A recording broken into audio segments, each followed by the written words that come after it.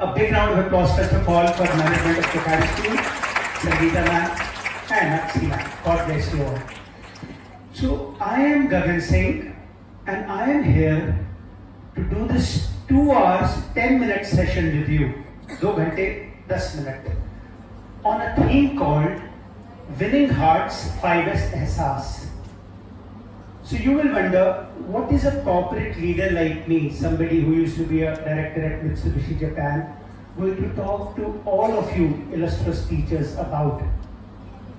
And to answer this question, I would like to make a confession straight away. I don't have any answers today for you. I will try to ask 5 important questions. Because you are all who are the illustrious teachers, so you have to give answers. I am someone who's just going to be asking some simple questions. So may I ask you, are you ready to answer my questions, please? Yes. A bit thoda sa louder? Yes, sir. A bit more louder, please? Yes, sir. Oh, great. Love you all. God bless you. So let us start this journey by 3 questions. Question number 1, story number 1. Once upon a time, many centuries ago, there was a Chinese archer named Chen Yafui, a very skilled archer. And in that era, archery was in vogue. He was so skillful that wherever he could go, he would ask people to paste banners or put boats on moving horses. And in a matter of few seconds, he would have multiple bows and just use like Bahubali Prabhas and shoot all of them. Tap, tap, tap. And obviously, crowd would applaud. And eventually he became so great that a huge competition was organized at one of their grand amphitheaters. Over there, like every normal day, he was performing perfectly. And the whole crowd was getting delirious with sheer bliss about his brilliance. But suddenly an old man walked in. So every time the archer would shoot, the old man would say, "Oh, it's nothing, oh, it's nothing." First, Chen noticed and ignored. Second time again, Chen shot a brilliant shot and the old man said, "Oh, it's nothing, oh, it's nothing." Now, Chen got angry. He went to him and said, "You think my archery is nothing? I'm the best archer in China." And the man said, "It's just a matter of practice." So now Chen got very angry. He said, "Take this and do it for me." And the old man replied, "I'm sorry, I can't shoot arrows like you, but I want you to come with me." He took him to the side of the chamber. And that old, hewn man, the haggard man, put down a huge canister full of oil. And from there, he took out a ladle, brought a bottle, placed a tiny Chinese penny on top of it with a 1 millimeter orifice, poured oil from that ladle into it and said, "I'm going to pour oil into this now. It will go through this 1 millimeter penny without a single drop being spilled."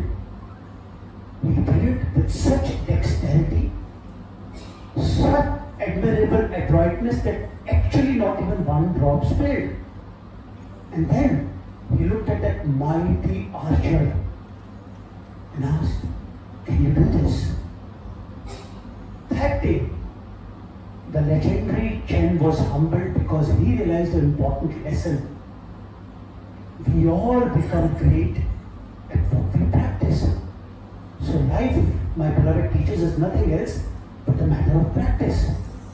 And therefore, the question which beseeches your worthy attention is, what do you illustrious teachers practice?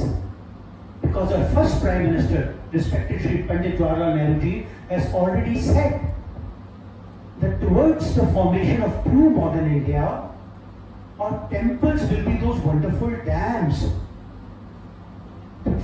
far more important those two dams would be the illustrious teachers who will be the priests of modern India.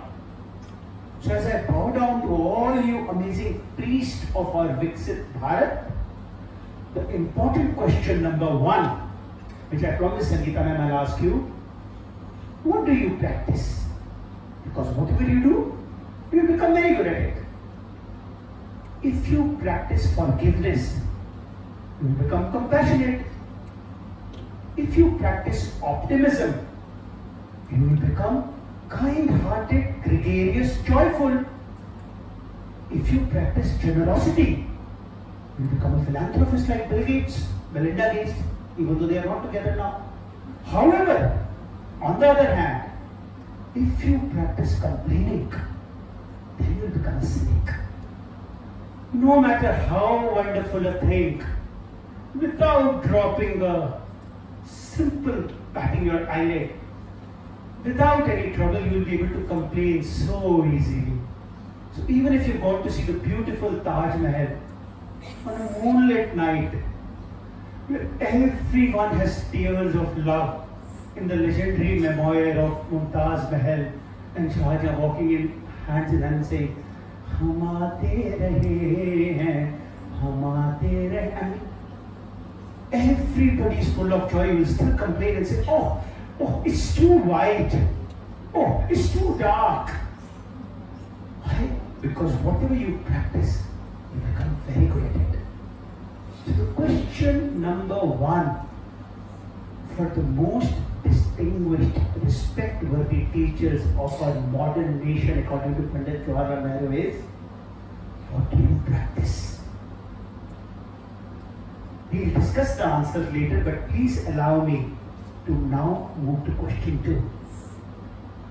The story changes. वक्त का पहिया बढ़ता गया, आगे बढ़ता गया. And unfortunately, stronger bombs, stronger weapons were developed, and suddenly a great chain was jobless. E.H.S.A.S, C.R.S. Sorry, sir, we don't need archers now. While we go to the battles, we need those bombs. We need the tanks. So one fine day, Chen was desperately in a state of great despondency moving around. And a huge carriage came and just about hit him. He was mildly hurt, but he looked up and he saw, oh God! The chariot master was none other than the old, haggard, hewn, frail oil seller. And he was stunned. He said, amazing, congratulations, I think you've done well for yourself. So have you made all this money selling oil? He said, oh no. I soon realized that after the war gets over, oil selling per se will not be in business because that skill will become redundant. So I did forward integration and I started learning oil paintings. So now I'm a teacher at a university and I teach students how to meticulously use oil to make immaculate oil paintings. And that, my respected teachers, was the second lesson. With the passage of time, what you have become very used to practicing may become redundant. So are you like that old oil seller having new skills?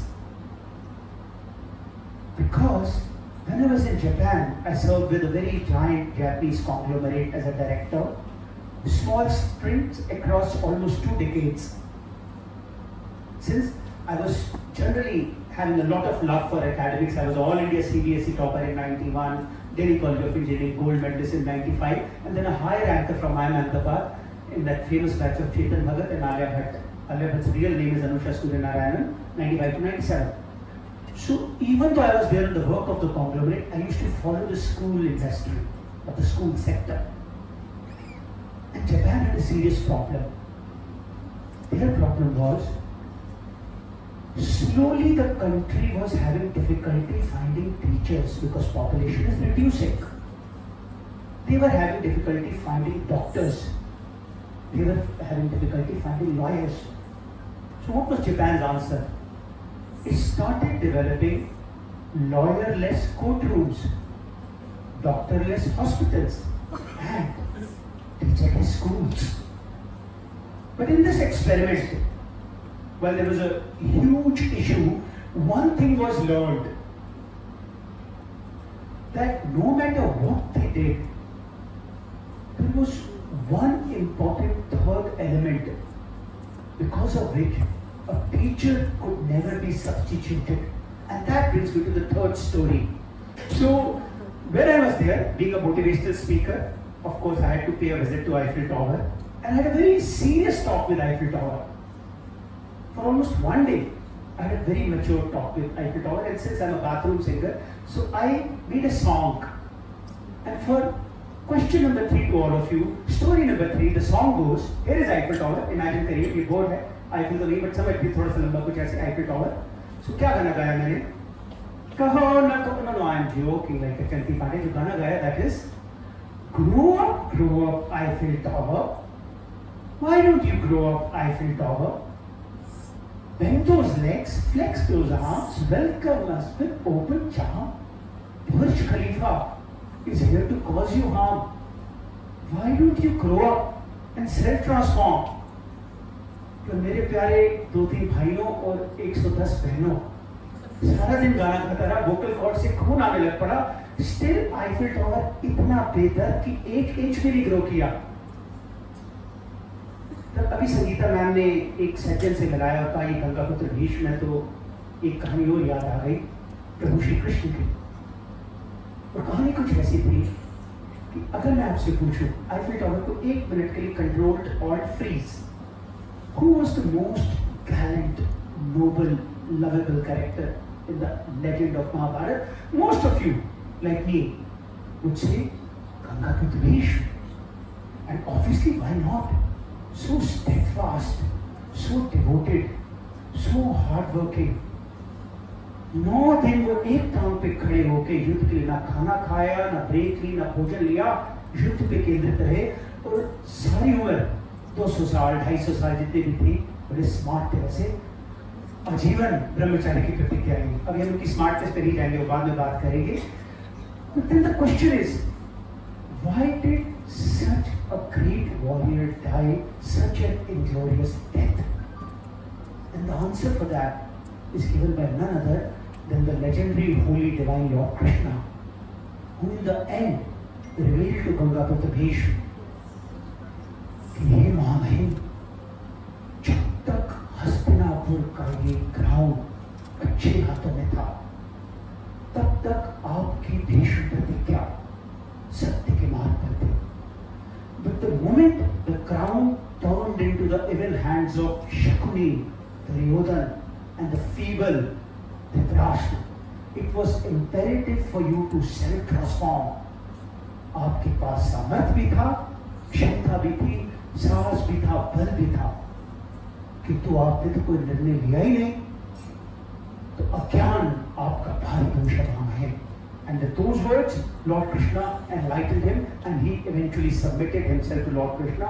And therefore, the point of story number 3 is, Eiffel Tower will not grow because it can't.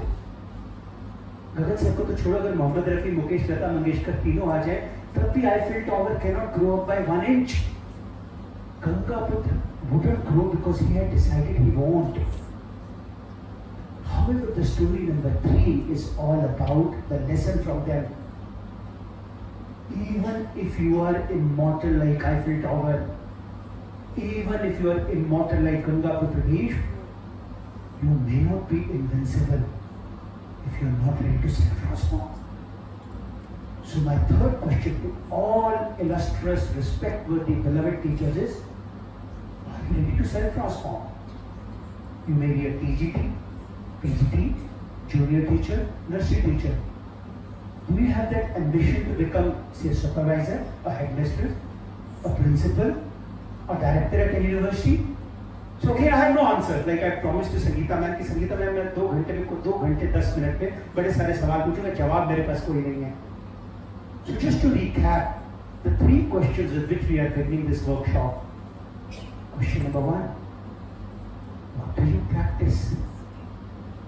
And whatever you practice, are you very good at it or not? Question number 2. Whatever you practice may become redundant after few years.